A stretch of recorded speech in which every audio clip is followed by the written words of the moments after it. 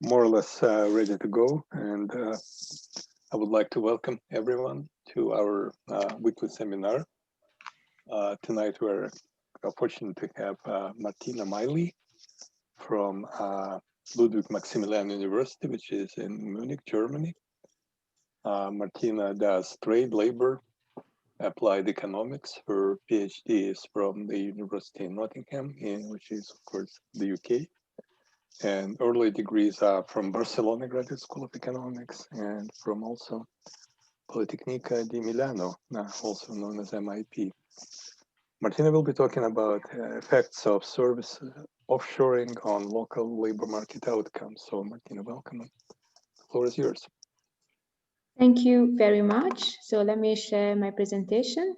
You should be able to... I will keep an eye on the chat, so if people can ask questions on the chat, and I will let you know if there are any. Yes. Because also we ask people to register, so like if you can send the name and affiliation to our guests. So like you will see plenty of messages. I will let you know if there's any that is important for you. Okay. Well, first of all, let me thank you for this opportunity to present in Moscow. It's an absolute pleasure to be there virtually. Tonight, I'm going to present my paper on the direct and indirect effect of services offshoring on local labor markets. And please feel free to send questions and to interrupt me whether if something is not clear, and I'll be more than happy to answer all the questions. So in the last 10 years, we witnesses an increased questioning on whether, on what is the overall gain from trade, what is the impact of trade. In particular, the political economic discussion has been focusing on what's the impact of free trade on the labor market. And we've seen like some opposite reaction with some countries increasing resistance to free trade, the case of the Brexit deal or the trade war between the US and China. But on the other spectrum, in the same period, we've seen new trade agreement being signed, the latest being the Regional Comprehensive Economic Partnership, which is meant to be the biggest trade deal in terms of volumes traded. But not lastly, the pandemic has shown the importance and how vital international trade is, and how important is the exchange between countries of goods and services for our daily life running. So other than being in this discussion, at the same time, we witnessed that for the main OECD economy, main component of the GDP is composed by services. So when estimating the effect that trade has on the economies, most of the literature has been focused on the direct effect that the trade in final goods has on the labor market, disregarding any indirect effect or services trade, which again are one of the main components of OECD economy GDP. And just relating to what's going on nowadays in terms of trade collapse due to the pandemic, we observe that actually trading services has been declining twice as much as trading goods. Now, I want to spend 1 minute to convince you how important are services in the global economy. According to some estimate from the World Bank, trading services accounts for 25% of the world trade. And this is a figure that it's most likely underestimated, given that many developing countries do not fully report trading services because they do not fully measure them. A previous study has shown that during the Great Recession, after the financial crisis of 2008, trading services and trading goods have followed different paths in the recovery period, with services being able to recover much faster compared than goods trade. Further, there's an increase in competition in the industry services from countries that we usually associate as labor-intensive country and manufacturing producing, namely China and India. This increased competition, it's due to increased investment, and we can expect that in the next 10 years, these two countries will be competing with OECD economy, or what we call the West economies in the services industry. And finally, From a macro perspective point of view, since 2001, the share of trade agreements, including chapters in trading services, has increased from 13% to 51%. This is the importance of services at the macro level. If we look at the micro level, we see that firms have increasingly switched towards the service production. Either that firms involved in manufacturing production start to diversify their portfolio, meaning that they're switching completely the production from manufacturing production to services production, or to refine their competitive advantages, or they decided to add services as the complements to the main production process. What I want to focus on is on services offshoring, and I define services offshoring as the imports of intermediate services from abroad, following a definition that is common in the literature. I mentioned that trading services have been increasing in the last years, but this increase in trading services is due mainly by new technologies that leads to an increased tradability of services, and also to the increased globalization of the market.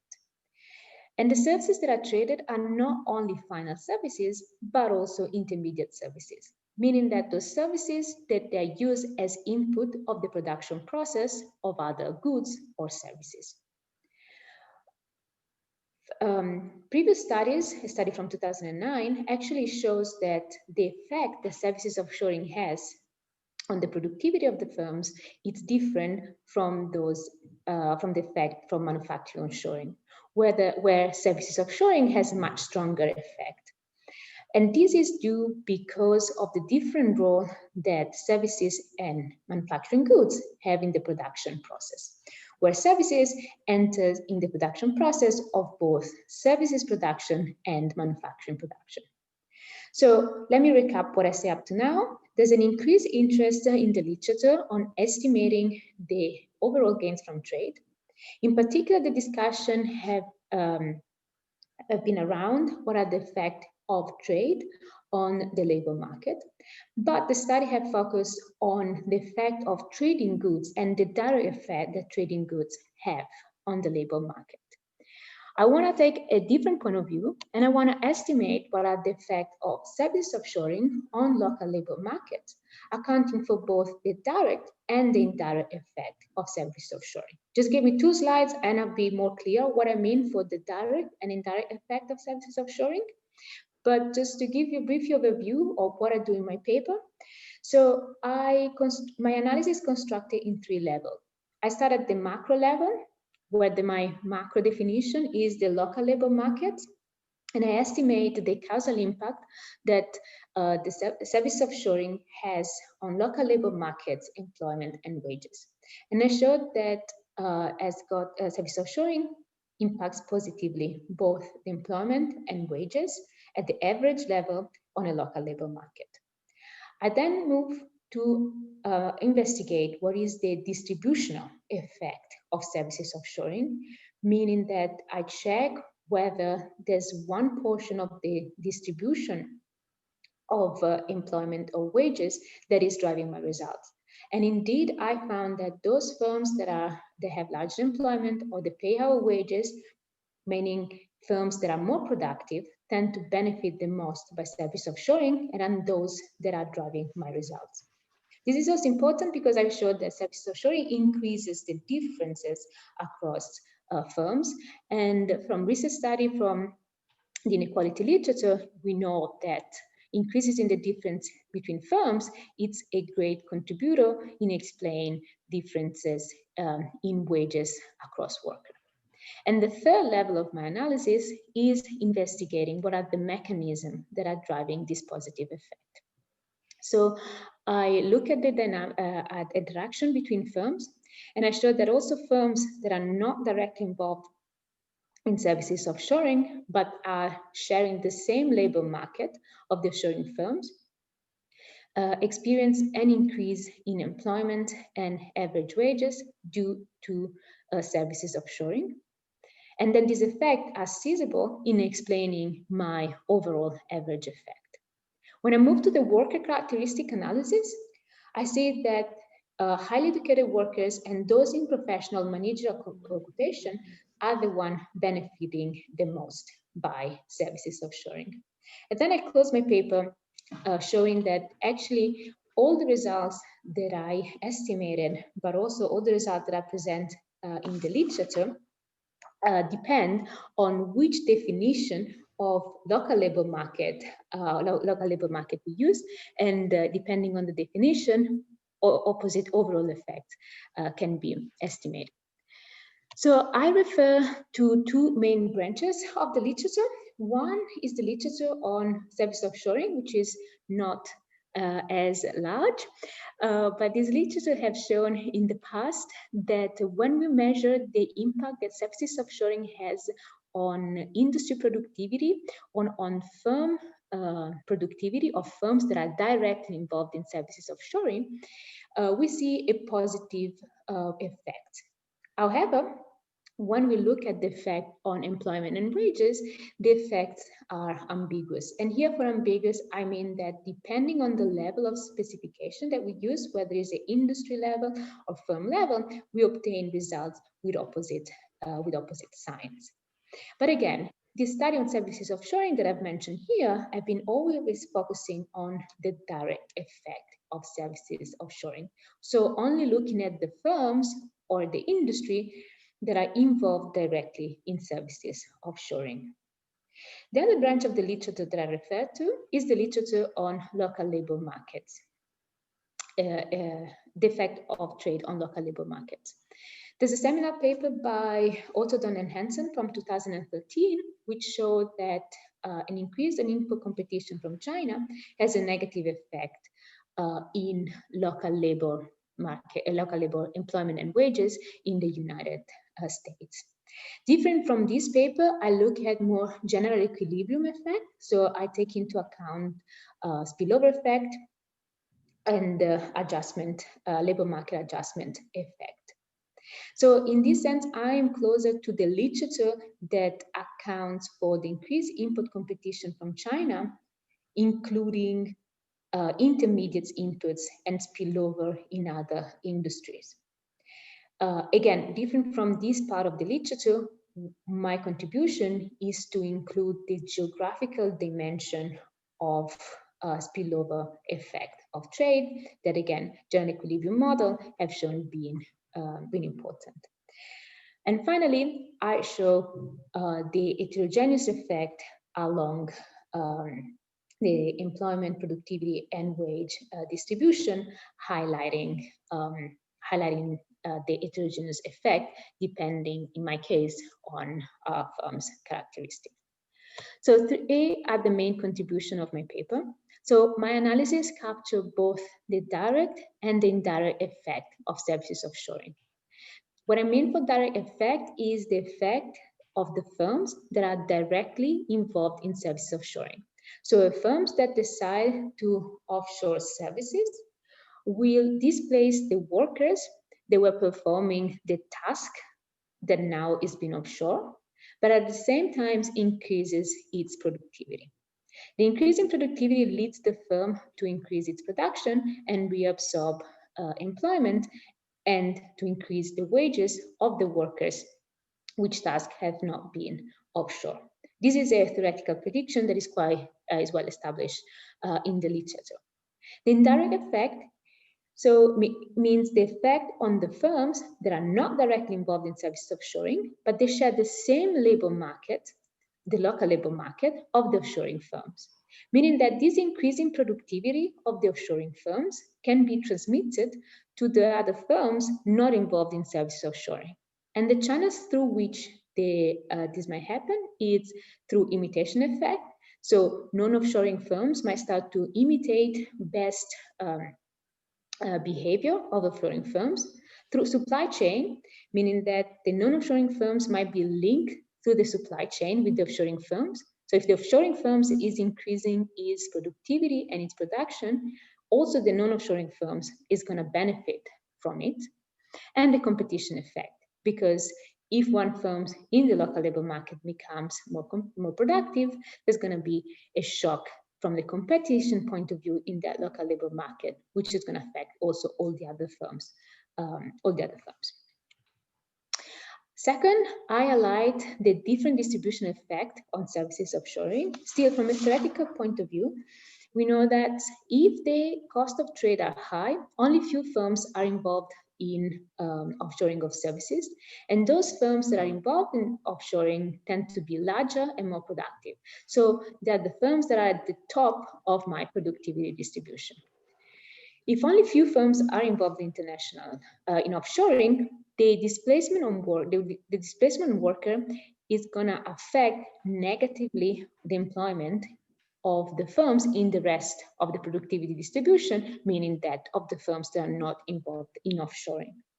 However, if the trade costs are lower, more firms along the productivity distribution are going to be involved in services offshoring, such that there's not going to be a huge displacement of workers, and therefore the losses in terms of employment and wages are not going to be severe, as in the case of high trade cost. And lastly, I construct a conceptual bridge between the literature on the local labor market effects of trade and the literature between services offshoring. Just as a brief overview of my talk, I'm going to introduce the data and the empirical strategy that I'm using. I will present you the average analysis, the quantile analysis, and the firm level analysis. I'm afraid I won't have time to go too much in details on the rest of the results, and then I'll be concluding. So first of all, let me start with the start of the data. Once working with trading services, the main difficulties is having good data. One of the best data provider is the United Kingdom, which is also likely the second biggest trader in services in the world after the United States. So services in the UK account for 80% of the GDP, 45% of the export, 25% of the imports, and employ 70% of their workforce. I construct a unique data set combining three sets of data.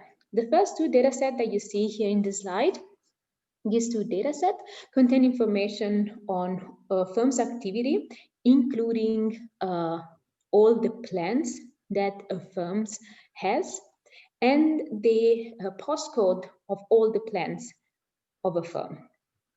And these two data sets contains the panel of large firms, so firms that have more than 250 employees, and a repeated cross-section of smaller firms. What is important is also contains population weight for the firms that I will use later in my descriptive statistic and my analysis to have realistic snapshots of the entire firm population, of the population of firms in the United Kingdom. The third data set that I employed is the ITIS, which contains information of firms trading services. Through firms identification number, it's possible to combine these three data sets, and the final data set is a complete picture of firms in Great Britain in terms of firms' activity, trading services, and exact geographical location of the plans. I take as a period of the analysis 2000-2015, and before moving on, let me tell you some limitation of my data. I do not observe employer-employee link. I have to exclude Northern Ireland, so I will be talking about Great Britain. And I cannot observe firms' production portfolio, meaning that I can only observe the industry that the firms is registered in at the fourth digit specification, but not of all the product that a firm is producing. And this is a caveat that I will need to clarify in one slide. But in terms of trading services, is the largest set of information on type of services traded that exist in the world at the moment and at the best of my knowledge.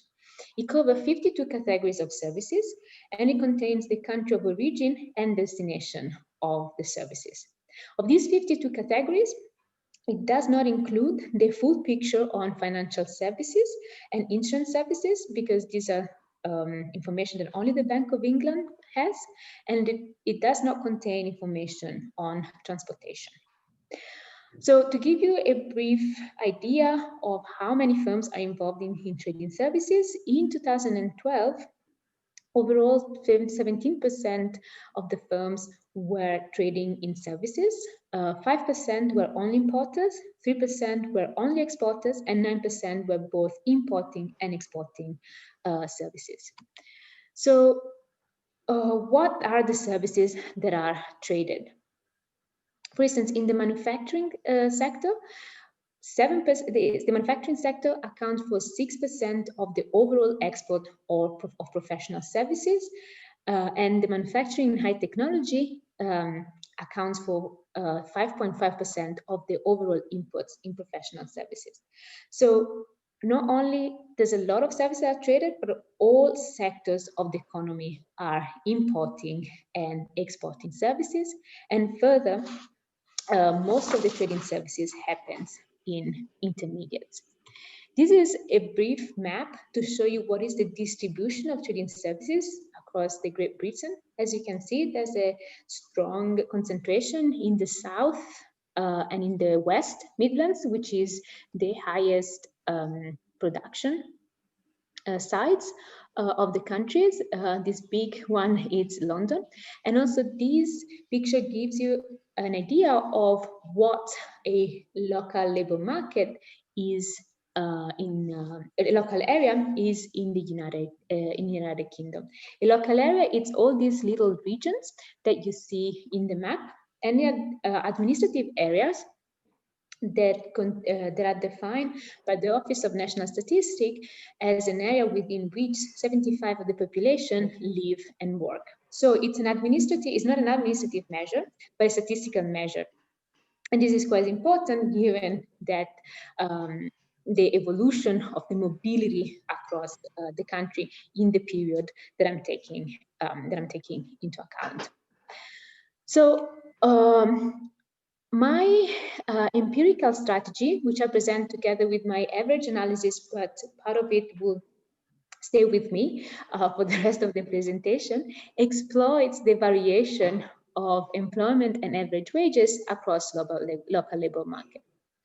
So how I define a local labor market? I define a local labor market as a sector local area where the offshoring firms are located. This is due to evidence from the literature that shows that workers are relatively static in the sector and local area of employment. So the services offshoring in a local labor market will be given by the sum of inputs of all the firms located in a certain industry in a local area at a certain time. Just to give you an example, the offshoring of services in the professional sector in Glasgow in 2009, it's given by the sum of the inputs of services of all the firms that are in the professional sector in Glasgow and registered these trade flows in 2009. My measure of services offshoring, it's then divided in two parts. I distinguish between broad offshoring, where I have the overall inputs of services, and narrow offshoring, where I take only the inputs of services in the same categories of firms' output. So those services that are competing with firms' main output. And this distinction is necessary because if I want to disentangle the effect between offshoring and the import competition effect. If you remember what I said before, I cannot observe firms' portfolio. So here I use a caveat that I classify as narrow offshoring the inputs of services that are in the same industry classification as a firm is registered in.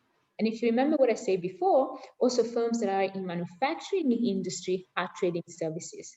So for those firms, I will consider narrow offshoring if they are importing services that are also exporting at the same time.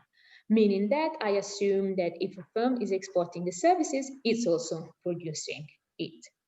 This way of dividing broad offshoring and narrow offshoring at the firm level, it's preferable than using industry level statistic because allows to account for heterogeneity in the production process at the firm level. So my specification would be at the sector local area time level. My outcome variable would be local labor market outcome. And my main explanatory variable is going to be the sector local area offshoring, as I just defined. I also include a set of time varying covariates at the sector local area level, amongst which I have the share of foreign owned firms and the level of technology adoption to control for skill bias technological change. I further include a set of fixed effect. In particular, I include the sector time fixed effect to control for yearly changes at the sectoral level as new technology affecting the production process of a certain sector. I control for local area time fixed effect to account for changes in employment or wages due to reforms that are done at the local area level. And then my error is clustered both at the sector and local area level. I have enough variation on my explanatory variables and outcome variable to have enough degree of freedom even when including such a wide set of fixed effect. So you might be wondering that there might still be some unobservable that are affecting my my specification. For example, an opening of a production plant in a local area in a certain industry that is going to affect at the same time my dependent variable and my explanatory variable. Or you might be afraid there is a reverse causality. There's the issue here where actually my local labor market outcome is affecting my offshoring measure. For this reason, I implement an instrumental variable approach where I use the sectoral inputs of intermediate services in other income country as an instrument. And the intuition for this instrument is that new technology allowed trading services to be traded more easily, and therefore increasing the world volume. And further, the demand of services has been increased in all high-income countries. So the instrument captures these regularities and can predict what is the offshoring of services in the UK. So how I construct this? I take intermediate services trade flow from the world input database to construct my input, sectoral inputs in other high-income country. I do not take any high-income country, but I select as important country Australia, Canada, Japan, and South Korea. These countries are not random, but are chosen because they're not part of the European Union. So I discount for any effect that might arise due to new trade agreement or new regulation in the single market. I then take as exporting country Germany, US, France, Ireland, and the Netherlands, as they are the main trade partner of the United Kingdom. I further lag the input measure by 1 year, and this input measure is the inputs of intermediate services at the sectoral level. I now need to give a local labor market dimension to my instrument.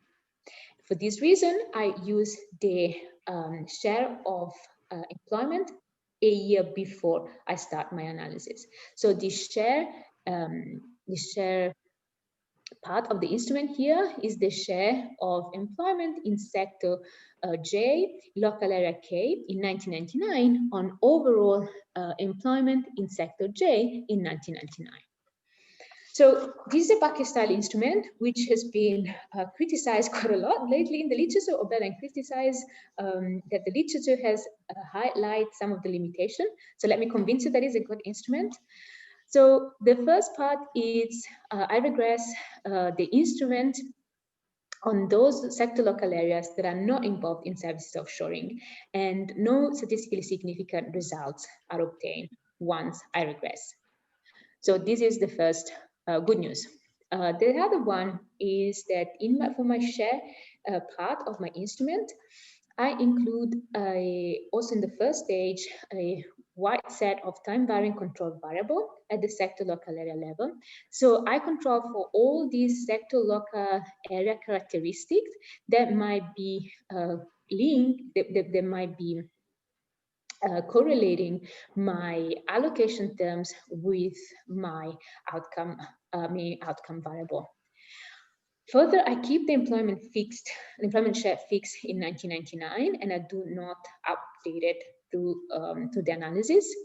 And also the instrument is computed at a more aggregate level compared to the instrumented variable, such that it should absorb any shock at the more granular level. So here, let me show you the results for my average analysis. So my dependent variable here, it's either average employment or average wages. And in the first two columns here, you have the elasticity of employment to broad services offshoring. And if you remember, broad service offshoring is the overall inputs of services. I will focus more on the results with the IV, and I showed that a 10% increase in services offshoring leads to 6.3% in employment. Just to give you a measure of what it means, 10% increase in services offshoring correspond to a one standard deviation point of broad offshoring. And this elasticity correspond around 130,000 more workers per year, which is 25% of the increase in the workforce in the UK between 2014 and 2015. So it's not negligible as an effect.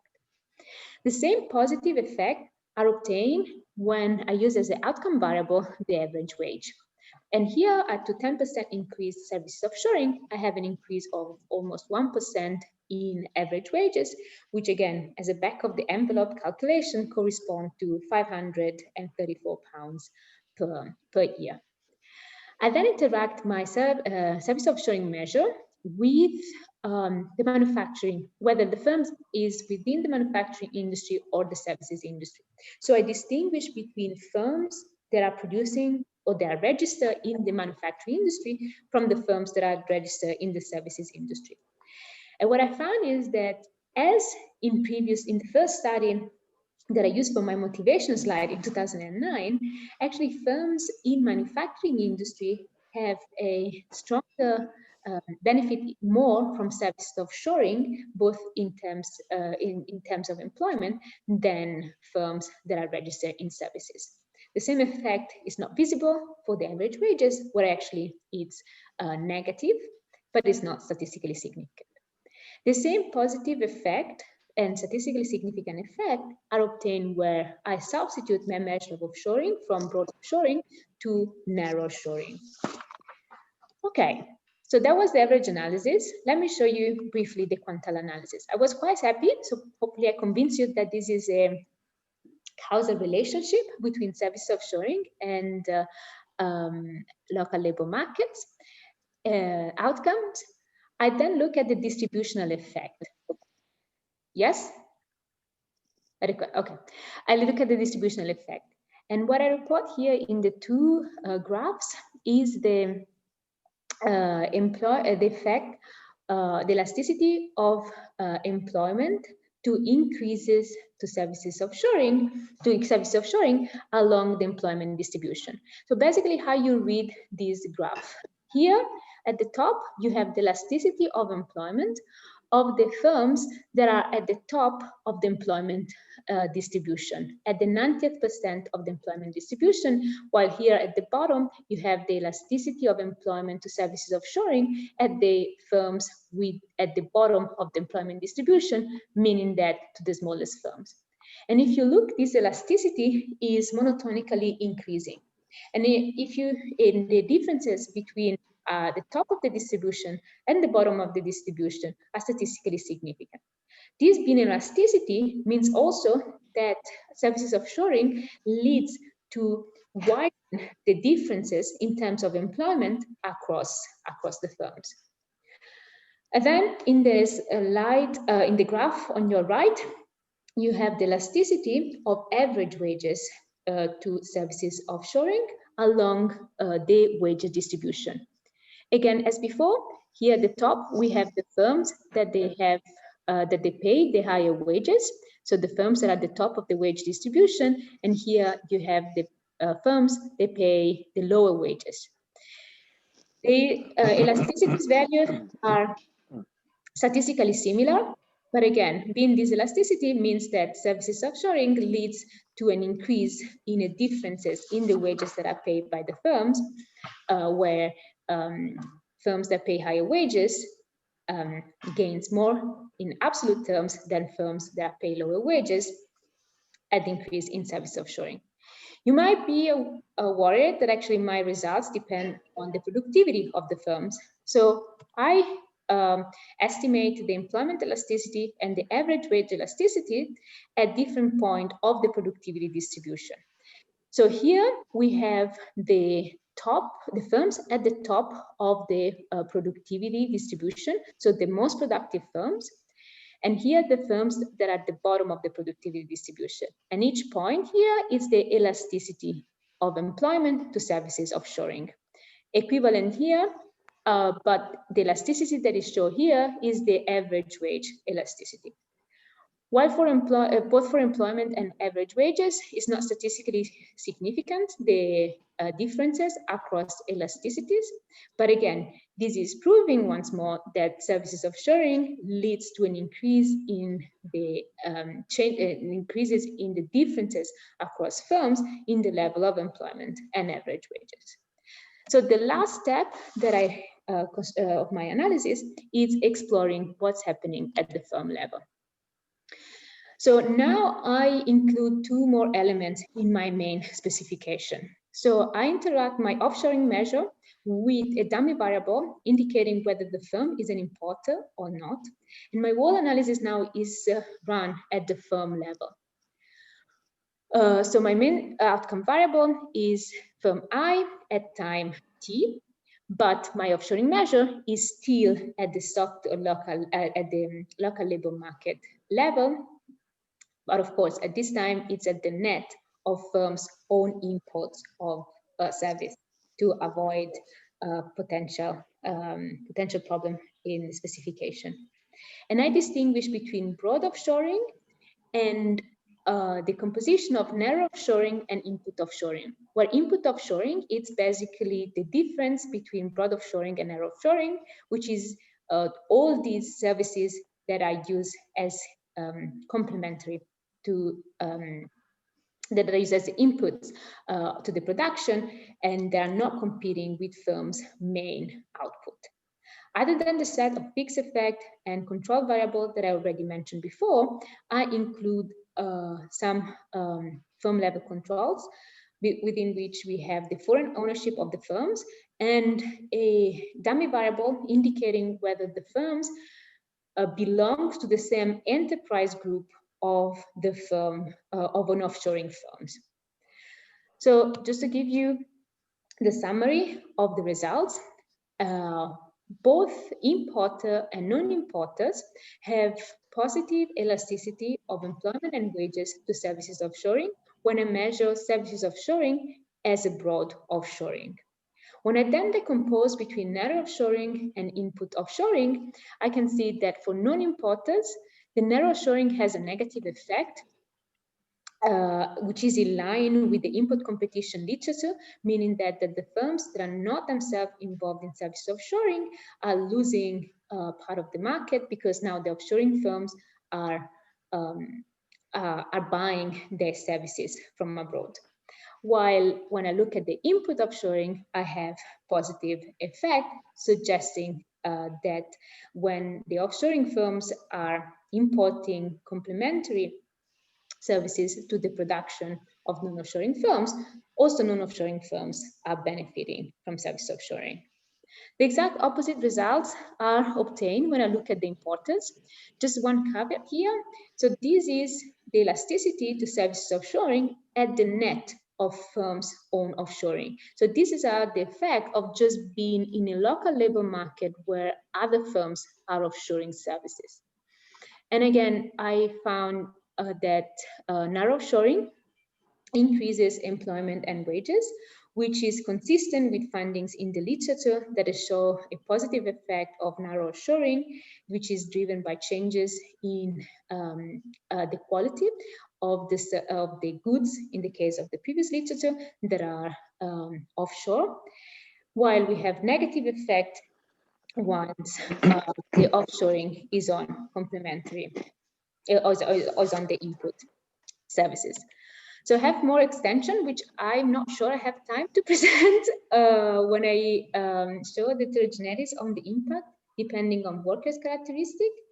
And when I say, as I say, when I compare with sector and local area offshoring of services.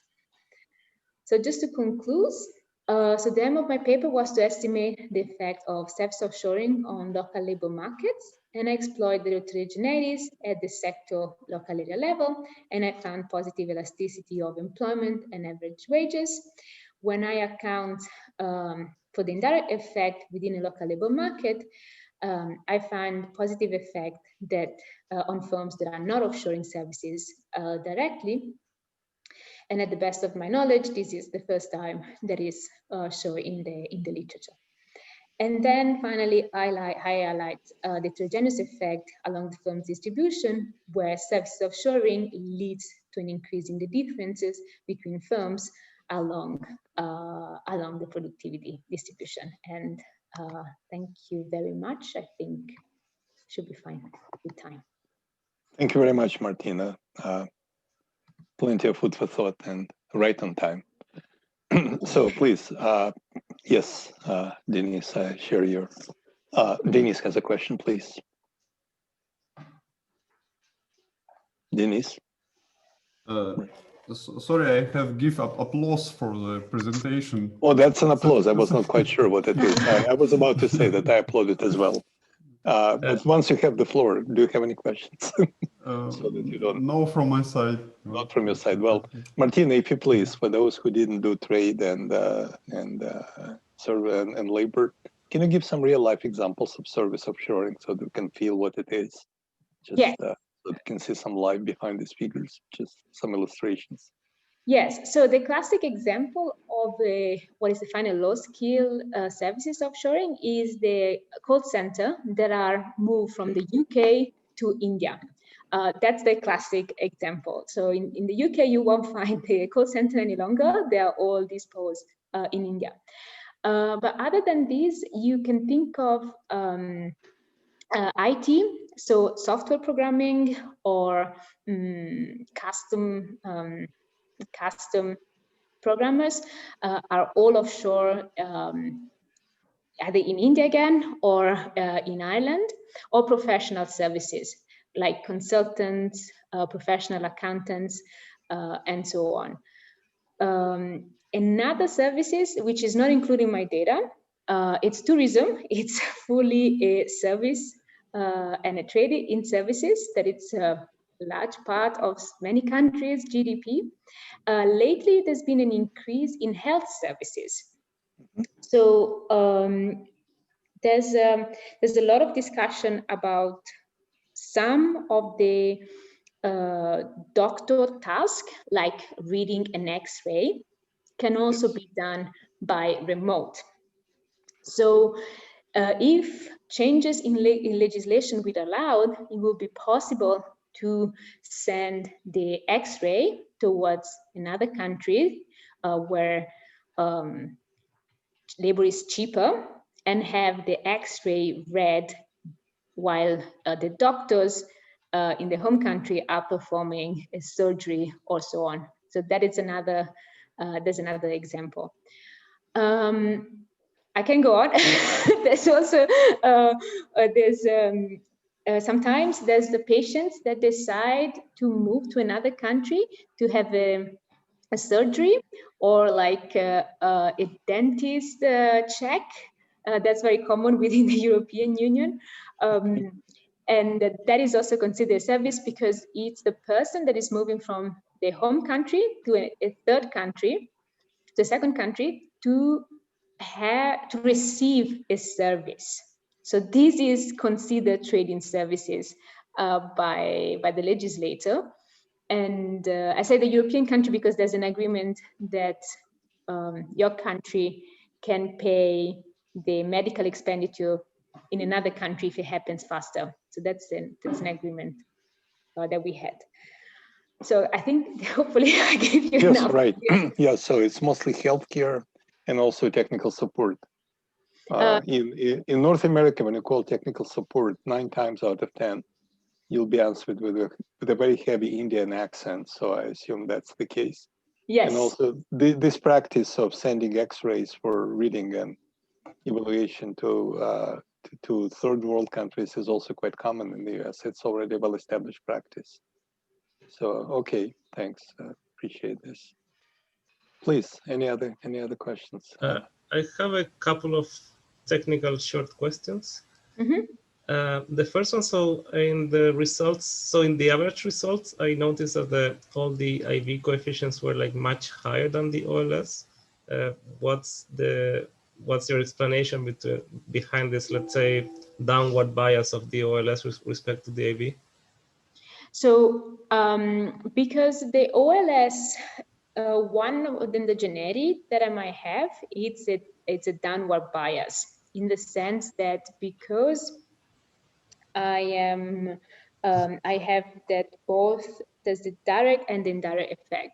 So my OLS might weight more the losses that you're observing in terms of the switching task.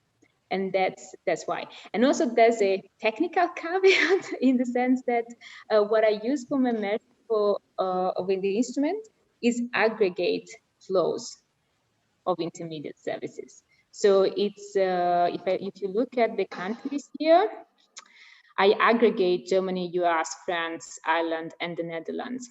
So these the imports measure here has a is a bigger is larger basically compared to the offshoring measure, which, I mean, taking the logarithm, this should not affect too much because it's towards the top of my logarithm scale, but that's the main 2 reasons why. The other question? In the quantile analysis, is it like quantile with the IV with the instrument, or quantile with? Yeah, so this is results once I implement IV. I didn't have time to go through the methodology that I'm using for my quantile analysis. So just let me show you. So this is basically a new methodology that it was implemented, that it was developed by Chetverikov and others in 2016. And this is basically quantile analysis, not the usual quantile analysis. It's more like an analysis at the quantile. So I basically compute for all my outcome variable, the distribution in each sector local area. And then I run the regression specification of the aggregate analysis at each quantile for each local labor market. So basically I compare the 10th decile of the employment distribution in Cardiff with the 10th decile of the employment distribution in London in the professional sector. Okay. So then I have one estimated coefficient for each of the quantiles of the distribution. With this methodology, I can implement an instrumental variable approach. So this is robust to instrumental variable, and that's precisely what I do. So what I show you, it was second stage results. Just it was just to go straight to the point and not lose time on the rest. No, I agree. Just wanted to clarify that. Sorry, I should have mentioned. Yeah, that's it on my side, at least for now. Very good. Please, are there any other questions or comments? Timur? Yeah, I have 2 questions. All right. One more technical clarification, and one is mostly about the results in general. So, if I'm correctly understood, you estimate heterogeneous effects on the basis of firm size and firm productivity, right? Did you look at the industries? I mean, different types of services might have a different effect on the employment and wages. This is the first question, and the second is in general about the mechanism. So why are there any like empirical evidence for the mechanism behind? Is it just substitution effects from low skills, so people who are employed in low skilled occupations tend to move to high skilled occupations, or something else? Thank you. Okay. So about the different services, one thing that I have not done, but I'm not sure I could do, is indeed try to let me see. Okay, let me ask you if I understood the question correctly here. So you're wondering whether different services have different effects, right, on the industries. Yeah. So I could explore for each type of services what are the different effects. The problem, it might be that because I'm using this sector local area variation, I might lose a lot of information because not all my local area might be involved, for instance, in professional services and so on. But I could, I honestly haven't tried that. So using each kind of decomposing by type of services, and there's something that I could do. And when I'm allowed to go back to the UK, because I can only use my data in the UK, I will try it. The best that I could do at the moment, and I did it, was dividing between narrow and broad offshoring. Kind of, okay, let's look what it happens when I look at services that are competing with my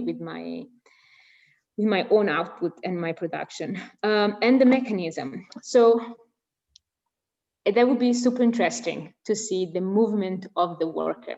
Unfortunately, this is an information that I do not have, because I don't have, I cannot link workers to the firms. The data do not allow me to do so. So there's some research on the movement of the workers of the firms that are directly involved in self-offshoring. So there's a recent paper on Finland, where they are able to link firms to workers, and what they observed, there's indeed a movement of more than a movement that the workers that are benefiting from services offshoring are those that are highly skilled. So it looks like an U shape where you have this polarization of the workers, and where all and service offshoring leads to a loss in the middle of the skills distribution. So you have a higher concentration at the top of the high skill and at the low skill. As I say, in my case, I cannot explore the mechanism from a worker point of view because I do not observe. What I could, so what I try to do is look at the mechanism using the firm information that I have. And that's what I'm trying to do here when I distinguish between broad offshoring, narrow offshoring, and input offshoring. I do not, unfortunately, have any information regarding firm-to-firm links. So the best that I could do is checking whether firms are in the same enterprise group. But one thing that I could check is whether there's the competition channel, because I have population weights, and I know at each period the population of firms for each local labor market. So that is a channel that I could explore more and be more precise about. But other than that, I'm afraid that I can't, the data do not allow me to explore further what is the mechanism of the results that I'm finding. Regarding the workers, the best that I could do, and that's what I've done. So basically I link my data to the quarterly labor force survey. So I could not link the workers to the firms, but I could, I collected information of all the workers in the United Kingdom. And I look, because the labor force survey contains information on the postcode where individuals live.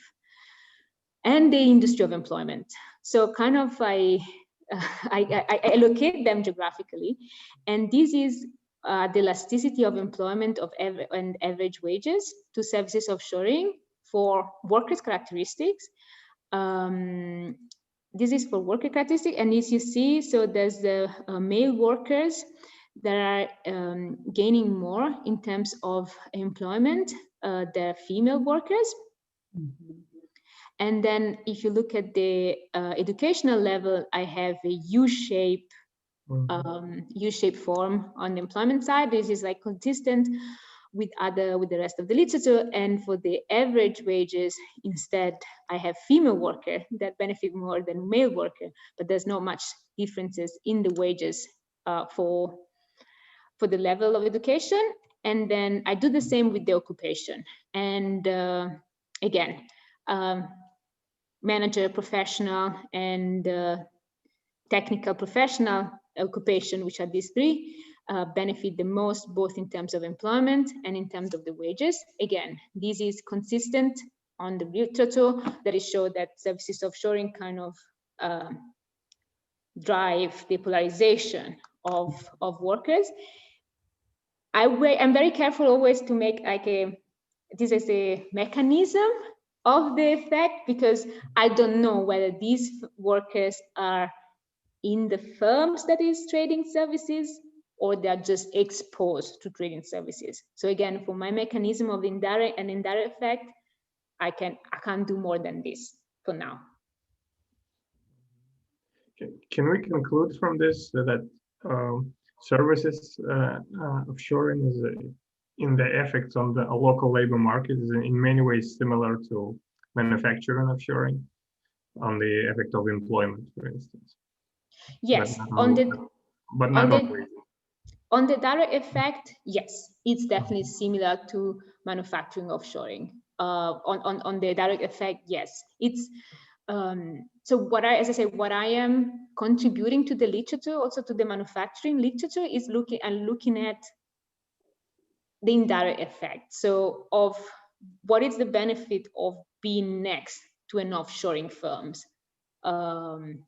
Because a firm is not an island. It's linked or connected with other firms. Thank you. Thank you. Okay. Well, Timur asked pretty much all the questions that I wanted to ask. So, which is not surprising. We've been working together long enough to think similarly. Please, are there any other questions to Martina? I have one more question. Well, this is about just futurology. So we know that the Brexit is coming in a few days, one way or the other. Right. If you would, let's say, have a second version of your paper, let's say in 2025, looking at data from 2021, how do you think that your results would change? I actually would love it, because what I estimate is elasticities, right? So if I could get my access to the data and have maybe like 6 more years, so trading services has already been declining from the United Kingdom to Europe, which Europe is the biggest market that the UK is trading services with. So because because what I estimate is elasticity, it will be a fantastic way to test whether my elasticity are well estimated or not. Because I give you example of an increase, but I could give an example of a decrease, right? I would love to. So if my results are correct, and I hope so, and so we can expect that it's going to be kind of a cascade effect, not only for the firms that are involved, but also on all the firms that are not directly involved, and therefore for the workers, because that's ultimately the discussion about. But yeah, I would love if, hopefully, fingers crossed, they leave me the access for 5 more years. Fingers crossed. Martina, we know that manufacturing offshoring is sometimes very heavily politicized. Look no further than Donald Trump. These Chinese are stealing our jobs and all this kind of rhetoric. Do you know of anything of that sort in the case of service offshoring? Are there some political implications of that? Do you see any So I feel like politically there's an increasing talk of services trade. So for many years there was not much to talk about. But so the trade agreement that I mentioned at the beginning, the Regional Comprehensive Economic Partnership, has a large share of chapters which is in trade and services. So my feeling is that you know, once they become, it will become more salient over time, yeah, right? it will become this is a big deal. It will become a political thing. The other aspect is there's research-wise, there's been much less research on trading services than in manufacturing, offshoring, or trading, manufacturing, and so on. So,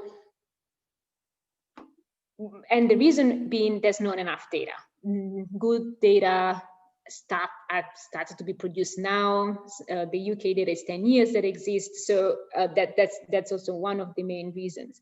But as soon as I think that more research is done, more trading services become important on the GDP because also we measure it better, and then will become a political discussion. But in a sense, it's already political discussion because intellectual property is trading services. Of course. And this is intellectual property is something that also during the Trump administration has been massively discussed. Still with the trade war with China and so on. So let's see. As soon as we have a paper that shows the negative effect of trading services, probably it's going to become political as well. Okay. Many thanks once again. Please, further comments, questions before we say grazie to Martina? I don't see any. So then, Martina, many thanks for your presentation. That was very edifying, and we appreciate this. Bernardo, conventional, please tell us what's coming up before we. Well, first of all, thanks, Martina. I think I may have seen this presentation before on a previous iteration or two. But it's always a pleasure to hear you. So next week is our final seminar of this semester. We will have Carmine Guerriero from the University of Bologna, and he will be presenting his paper on endogenous property rights and the nature of the firm. So please join us same time, same link. Thanks to all the participants, and thank you, Martina, once more. Grazie mille. Okay. Thank you Happy so holidays much to everyone. Thanks very much, and stay safe.